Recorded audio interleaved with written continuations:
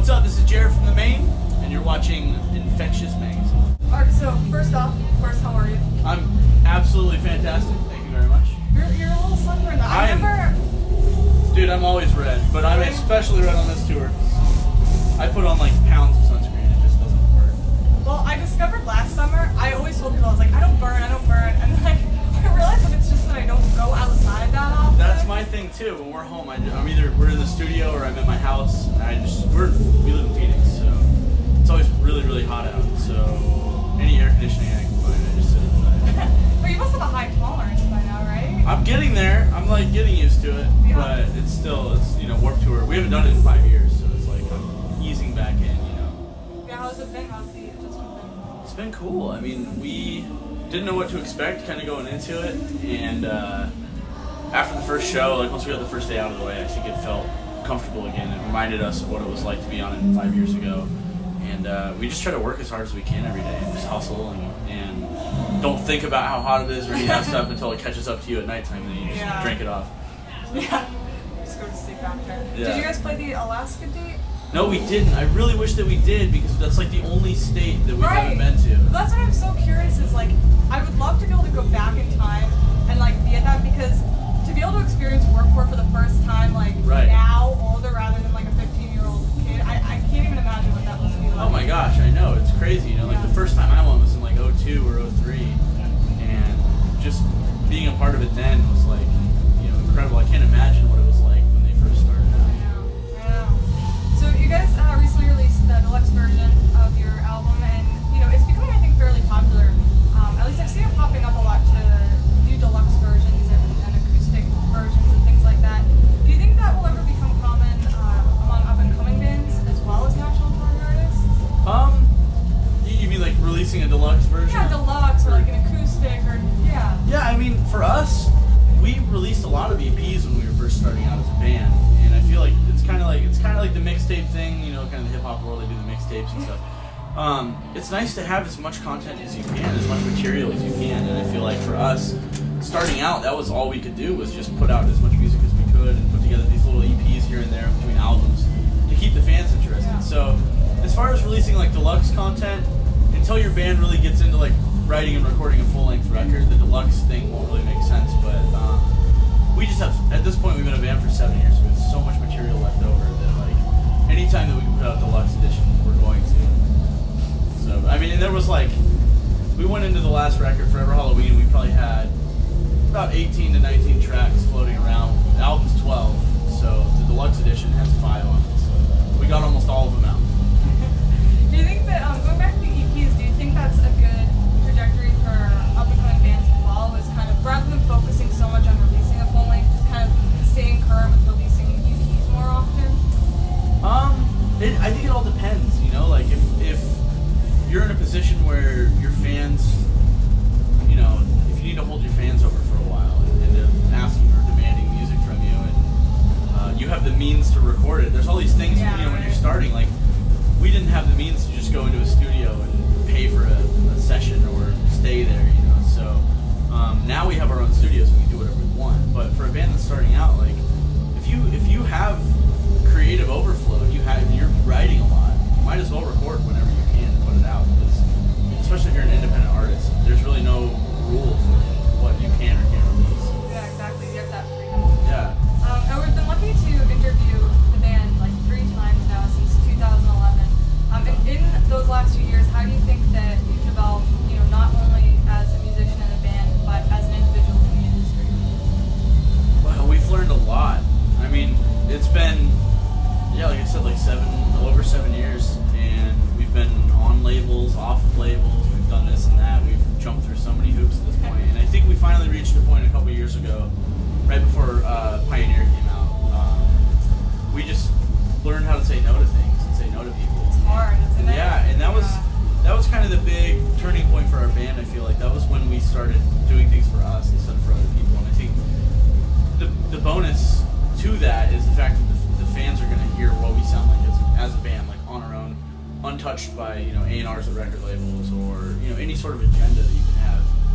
And I guess that's kind of where we're at now. Is we're gonna do what we want to do and say what we want to say and say no to people and not be afraid to take this band in the direction that we see it going from now on. It's all DIY from here on out. So. It's one of those, like, even on a much smaller scale, like, from my experience, is like saying no to things. It's the hardest thing to get used to doing, and you feel like really terrible doing it at first, but it kind of opens up a lot of time for you to do the things that you need to do to kind of propel yourself. Right, right, yeah. I mean, it's absolutely necessary to survive as an independent artist. You have to know what things to say no to. Because when the offers start coming in or things come in where it just doesn't fit what you're doing or what your vision is, if you are agreeing to do just anything, you're going to be all over the map, you know what I mean? So we've had to really pick and choose what makes sense. Now, we talked in the last interview we had with the band about how fit for the silver screen your music can be. And if there was a movie made about the band, who do you think would play each of you? Ooh, okay. That's a great question. Thank you. For Pat, I would go with, I don't know the guy's name. He was in Friday Night Lights. He was in, did you watch Friday Night Lights? Do you mean the main character? I can long I'm hair. Like picturing He it, has but I have long no idea hair. who it is. And he was in John Carter, and he was in all these movies lately, but that guy. So long-haired guy. Yeah, from long hair. those He's like a movies. total hunk. He's really buff. For Garrett, I would pick, I don't know. Who's the craziest person? For Garrett, why not just do Christopher Walken? I don't know why, I just think it would work. For me, I'd just pick like the most badass guy I could think of. That's very biased. Yeah, Jason Statham could play me, that would be really cool. We don't look alike at all. I'm sure you have personalities. Yeah. They're somewhere in there. Yeah. For Kenny, see, Kenny's a tough one. There's many sides to Kennedy Brock. I'm drawing a blank here. Who could play Kenny? Oh, let's just give him Tobey Maguire. And then for John, oh God, for John,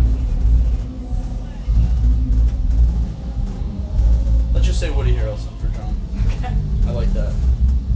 We'll see how they, you'll have to go over this with them. Be like, alright guys, how do you feel about these? It would be a really this band crazy thing?" looking band if we Yeah. just put them all on stage together. I don't know why I picked those, but yeah. What would you want the title to be? Like the title of the movie? Yeah. You have total creative control here. The Bastards.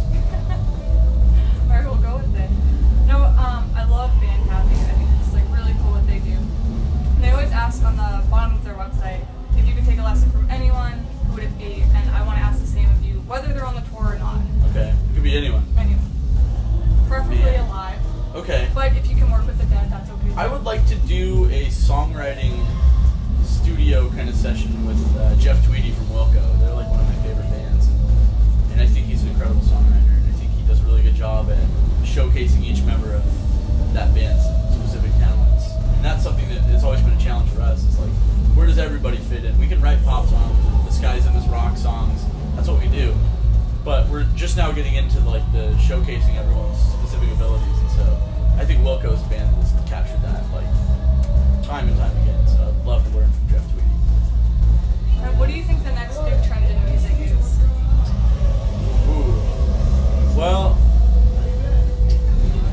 that's tough because the music industry always surprises me. People get drawn to things that I never thought, like, I didn't think that like electronic music was going to blow up and be this huge thing, and now it's huge. So I don't know. I think the next trend is going to be focusing on the independent artists, really, and I think it's going to be all down to, you know, who's doing something interesting, because I think we're really due for a new kind of a reboot in what's considered popular music. I think it's coming, and I hope that it's rock and roll. I hope that is, you know, something that people still care about 5 years from now. I think it is. I think it will be. But I just think, yeah, just the really interesting artists, singers, songwriters, the people that are doing things outside the box are going to be the ones that grab attention and hold some weight for a while. And then going through as many interviews as you guys go through, being on the press end of things, what advice do you have for aspiring music journalists or just journalists in general? Oh man, do your research. People that do their research, like bands really appreciate that, and they like I love it when I go into an interview and someone, like, I hate when the first question is what's your band called. Like, for me that's a huge obstacle as an artist to get over, because you're being interviewed by someone saying, like, I didn't pick and choose who was interviewing me, so it's like, you know, if you go into it, it's nice to at least have a little bit of a background of the band, because that'll make them open up. And for me, that I'm like the quiet guy in the band, but as soon as I realize that I'm getting asked good questions, I start talking a lot. So I think it's really important to open up the artist by, you know, at least acknowledging the fact that you know who they are. I hope that is a good sign that I've done a good job. It is. I was hinting at that. You can tell. you. Yeah. And then just anything else you'd like to add? Thank you, and thank you for paying attention to our band. Yeah, we have a deluxe edition of Forever Halloween out right now, and we're on the Vans Warped Tour all summer. And then I'm sure we'll tour a bunch more, and we're talking about making another album at the end of the year, so I don't know. We'll see what happens. All right, thank you very much. Thank you, yeah.